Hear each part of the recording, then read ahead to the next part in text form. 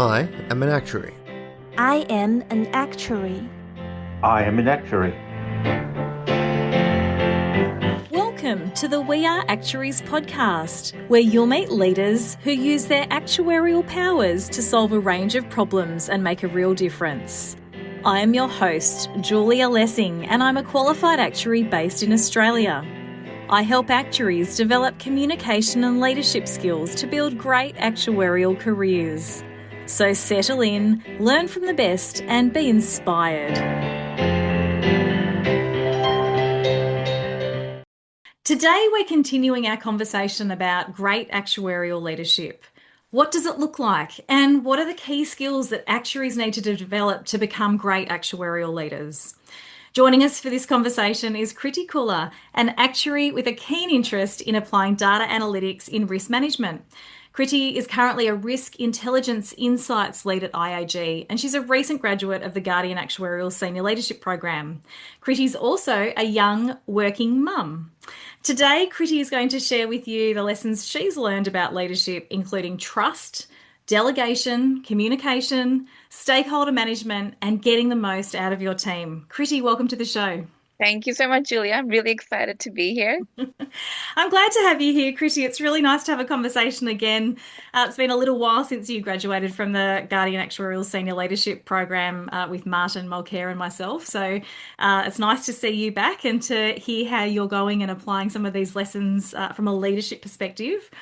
So keen to dig into your leadership experience a little bit today. But before we do that, I'm going to ask you the question I ask all my guests. Kriti, how do you use your actuarial superpowers to make a difference in the world? When you say that question, I always think of like a comedy icon, an anime icon doing a superhero pose. But anyway, we're not living in the anime world. But yeah, I for me it's actually I would say seeing around corners. And what I mean by seeing around corners is thinking several steps ahead to Mm. anticipate what risks might be there, to think about what are some dependencies, what are some consequences, unintended or otherwise, of course. And it comes from a place of our actuarial training does teach you to think in a structured way, particularly with respect to uncertainty, risk impacts, and whether you're calculating the outcome of the hand you are playing, Mm. when you're playing cards, which we went through in the first year of our actuarial studies, Hmm. or whether it's modeling how much money you should be setting aside for bad loans, when you're doing provisioning work for banks. So actuarial training, I feel, really teaches you to think in terms of future outcomes and sort of second or third order consequences, and modeling those decisions to deal with uncertainty that can impact us financially, and from a risk lens, of course. So yeah, it really just translates for me in a leadership level, planning ahead, creating buffers, and helping teams avoid problems before they happen. So seeing around corners. Seeing around corners. I love that. I haven't heard that. I haven't heard actuarial work described in that way, Kriti. I really like that phrase that you've used, seeing around corners. It's such a clever way to describe that managing uncertainty, managing risk. And I guess we do that as actuaries, as you've so articulately put. We also do it as leaders, though, don't we? And, my experience coaching actuaries stepping into management and leadership roles, one of the things that we often struggle with is the uncertainty of letting go of technical work when we've got junior team members. And so I guess picking up on that thread of seeing around corners, I'm curious to hear a little bit about your experience on that trust and delegation piece. I wonder, can you walk us through a moment where you've had to consciously let go of how something got done, and maybe what you told yourself to make that feel okay? Yeah, yeah. I'm going to take us back to a wee bit of a time earlier where I was having a conversation with one of my mentors, and they shared an advice early in my leadership journey that has stayed with me. And it was, you'll come across different team members who approach work very differently to you. And you'll often be tempted to step in and do it your way. But you have to remember you're a leader for a reason. And in most cases, they'll achieve the same outcome in their own way. And you have to learn to let go. They'll achieve 80% of what you might be looking for, and maybe something else. And that'll be their X factor as to why you have hired them. Mm. So the situation that I had was I was upskilling a team member to support some group risk appetite statement reporting. And initially, I felt there was quite a bit of resistance. It was a responsibility that was, of course, delegated to them. And I could tell we weren't aligned on the expectations or the importance of the task. And my first instinct was, it's going to be easier if I just do it myself. Hmm. And then I just remembered thinking about the words of my mentor, and I told myself that, this this role isn't to create another version of me, the role that I hired the person for. The role is to, for me, the role is to actually provide clarity to my Mm. team member on the outcome, and trust that they can achieve it in their own way. So we sat down, we had a conversation. We talked about the chief risk officer and what the board risk committee expectations are. We discussed why the reporting was important, why it needed to be completed monthly, the consequences from a risk management perspective if it wasn't collated in a timely manner. And what changed wasn't the task. The task didn't change. It was the understanding behind it. So once they understood Mm. the purpose, the impact, they took ownership. They approached the work differently than I would. Um, my style is a bit more relationship focused, whereas their approach was a bit more still structured but mechanical comparatively. But they consistently delivered the reporting at the required standard and frequency. And the lesson learned for me here was effective delegation isn't about getting someone to do things exactly the way you would. It's about creating clarity for that outcome. Give people the context so that they can succeed, and trust them that they, finally find their own path there. That's such a powerful lesson, Kriti.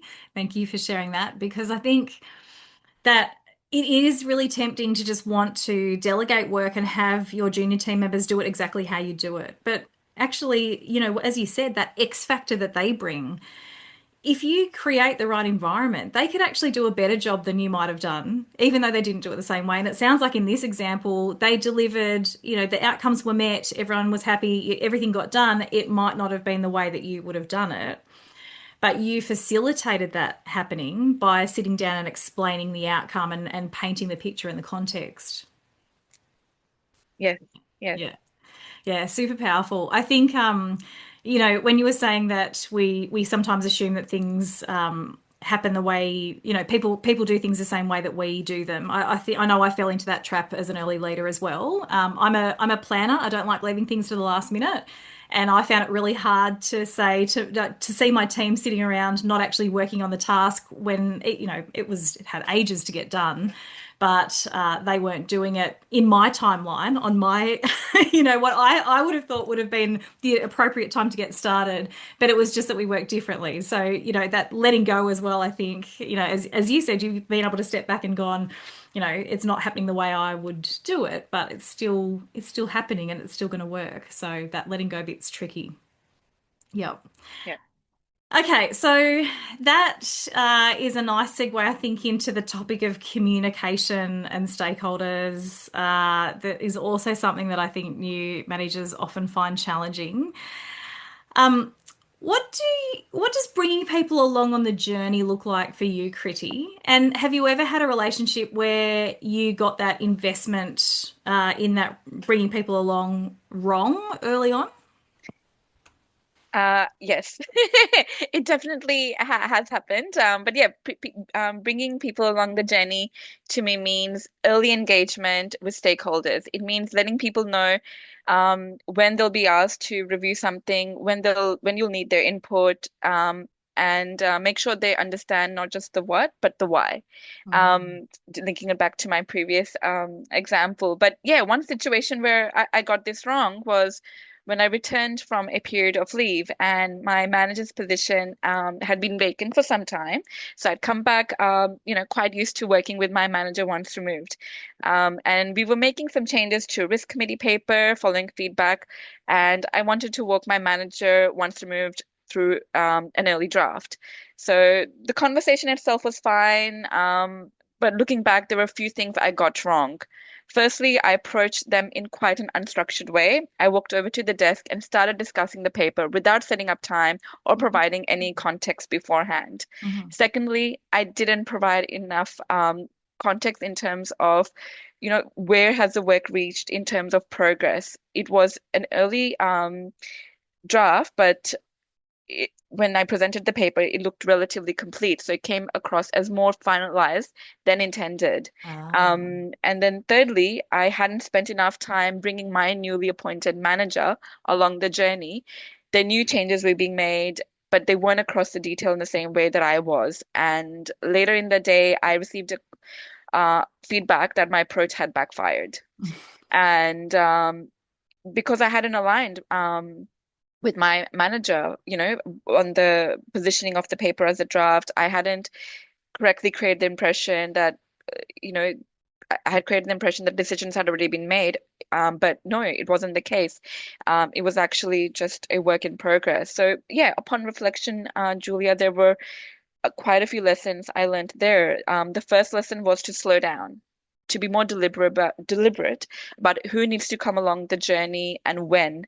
And the second was to bring more structure to conversations, especially when discussing proposals or work in progress. And the third was to over communicate with your manager when you're building a new relationship. Yeah. People can't understand your intent, thought process, and rationale if you haven't brought them along the journey with you. Mm. If I were to sum things up, um, the context does sit in your head, unless you deliberately share it. And I knew this was an early draft. I knew the decisions were still open. I knew what feedback had already been included, but I hadn't taken the time to bring everyone else to the same level of understanding. So finally, like, yeah, stakeholder management isn't really about managing stakeholders. It's about creating alignment so that nobody is surprised by the outcome. Ah, yes. Yeah, no surprises. That's so good. I love the way that you talk about assumptions in our head that we're not always sharing because as actuaries we're trained to make assumptions in our modeling, but there are also assumptions that we sometimes make about our teams and our stakeholders, and it's not always helpful. But some great lessons in there, Kriti. So I'm curious then, if you, knowing what you know now and having learnt this lesson, if you were to approach that same scenario with your manager, what would you do differently? How would you play it out? I would probably tell them that I want to have a chat with them and take them through the changes I'm thinking, but I Mm, wouldn't put as much word, as much pen on paper. I would want to show them more of a scaffold. mm, And before I put investment into a product, I would want to get their okay, because they might have the same wavelength as their own manager. And mm, also, I find sometimes like while they are managers or they might be our manager once removed, they do look out for us at the end of the day. Sometimes we'll come to them with a finished product on the day it's due, and it might be too late for them to integrate their big material change. mm, So by coming to them with a scaffold, at least it's coming to them with an opportunity for them to be able to include feedback. So there's an open door there by mm, not putting too much pen on papers. And yeah, maybe that's the part where you talk to them about it rather than writing it down. So I really want to have that opportunity for their in their leadership position as well for a reason, and have their own networks as well. So definitely to slow down and have that conversation first. mm. Yeah, clever, clever. So setting that scaffold up front, but also setting time to have the conversation and by getting the buy-in as you go rather than kind of presenting a finished product. Even though it can kind of be tempting to show that finished product, isn't it? You want to show your initiative and how clever you are and how capable you are, especially if you're going for promotion. It can be tempting to just jump straight to the end, but we miss a lot when we do that. Yep. Yeah. Yeah. Interesting story. Thank you for sharing that one, Kriti. That's a really powerful reflection, I think, on communication and managing stakeholders and the importance of bringing people along on the journey. So, thinking about being a leader, it can be very, I'm going to use a word that Martin doesn't like, busy. But I think that, it's very easy to get caught up in the activity, especially when you're a new leader, feeling pulled in lots of different directions. You've got lots of new stakeholders, lots of new tasks that you're getting the hang of, as well as the technical work. So it can be quite easy to just stay busy without necessarily helping your team with their efficiency or maybe removing anything that might slow them down. In that busyness, Kriti, how do you figure out where to focus? So, I am a planner. But Snap. but no, definitely over time, Julia, I've become much more intentional about where I am investing my energy. Mhm. Because yeah, just similar to the first example, leadership isn't about doing everything, or even to the second example, leadership isn't about doing everything perfectly yourself and making everything it's about identifying the things that will have the biggest impact to the team, on the team. Mm. And for me, planning is a big part of that. So one example is the divisional risk committee process that I t take carriage of. And it's a monthly cadence, and it drives a number of downstream governance forums and stakeholder activities and paper production. And so what I realized earlier on was that the biggest obstacle wasn't, the work. It's actually uncertainty. When Mm. people are spending energy reacting to deadlines, it's actually better to kind of give them information upfront. So you don't want people to be juggling competing priorities, trying to figure out what's coming next. So I built a planner that maps out the key deliverables, stakeholder review dates, governance forums, major milestones for the entire year. And I share that with the teams, stakeholders, management a year in advance. So everyone has visibility of what's coming. And I'm very deliberate in making sure I build buffers into the process because I know priorities will change and stakeholders will come back asking for more time.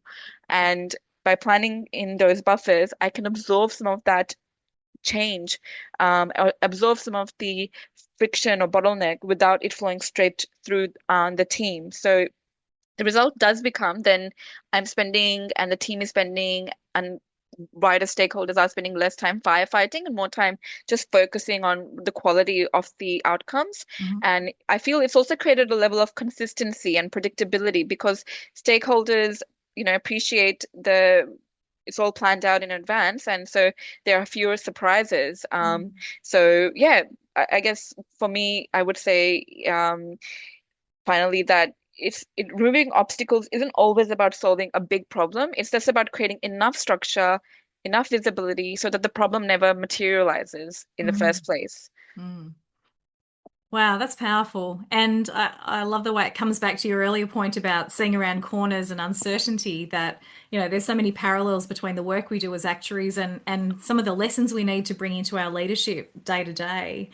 And it's interesting reflecting on your perspective of being a planner and the value of that. Sometimes I thought that's just the way I'm wired, but I like the way you sort of show that that can actually reduce obstacle. It's the obstacle is the uncertainty. The obstacle can be the uncertainty, and that can create inefficiency, that can create worry. And so, yeah, it's a really interesting perspective on how to get the most out of your team is to create that structure, reduce that uncertainty, and to create some visibility so people kind of know what's happening. Very, very insightful. Thanks, Kriti. So many great lessons today. I love your actuarial superpower of seeing around corners. I'm going to hold on to that phrase. I think that's very, very cool. It was really interesting to hear you talking about the importance of trust in delegation so that you can get that X factor out of your team members and letting go of the need to have them do it your way and to be able to go, you know what, if I can give you some perspective and context and then trust that you can deliver to the outcomes rather than telling you exactly how you should do it. I think that's a really important lesson for all of us, not just for actuaries. Also, really enjoyed your story about the importance of bringing people on the journey, and it's not just your team members; it can also be your senior stakeholders or wider stakeholders, and how important that is to walk alongside them and involve them early rather than just at the end. And I also really enjoyed, your story just now about the obstacle isn't always there aren't always obstacles to your team, but it can often just be uncertainty. And so reducing that uncertainty can really help you get the most out of your team. So some really, really powerful lessons there, Kriti. Thank you. I want to finish our interview with one question, and it's this. Kriti, what's your top tip for actuaries aspiring to leadership roles? I'm going to link it now back to because I love reading books. I might like go full circle to where I began. Yeah. So it's going to be about become really good at providing context. Become really good at providing context. So earlier in my career, I focused on having the right answer, but now, as I've sort of stepped into a leadership position, it's about helping people understand the why behind the work, the broader objective, the constraints that we might be working in, whether it's resources or technology. And once people have context, they're actually they're better equipped to make decisions independently, and also better. They're just forearmed and forewarned as well sometimes, if that's the case as well. So. Great. So become really good at providing context. Yeah, that's a fantastic tip for new leaders.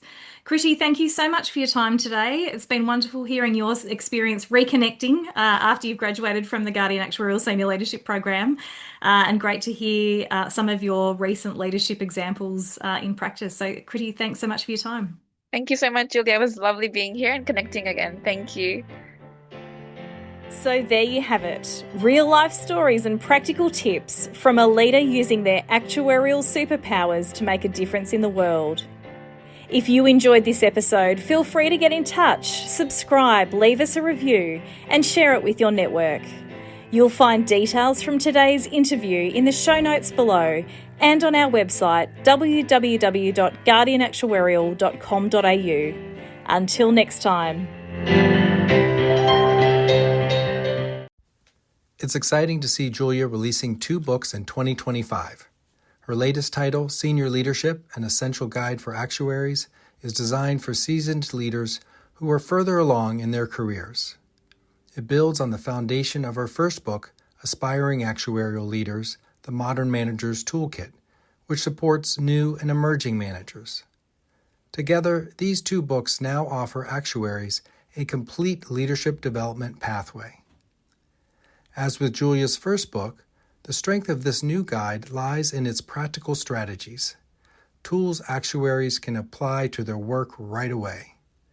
It helps leaders feel more confident, grounded, and better prepared for the challenges they face. What sets Julia's approach and this book apart is how they weave together stories and experiences from a wide range of actuarial professionals. Senior Leadership, An Essential Guide for Actuaries, equips leaders with tools to foster workplaces where teams can perform at their highest potential. We're thrilled to collaborate with Julia again. She's not only a joy to work with, but also an inspiration to actuaries everywhere.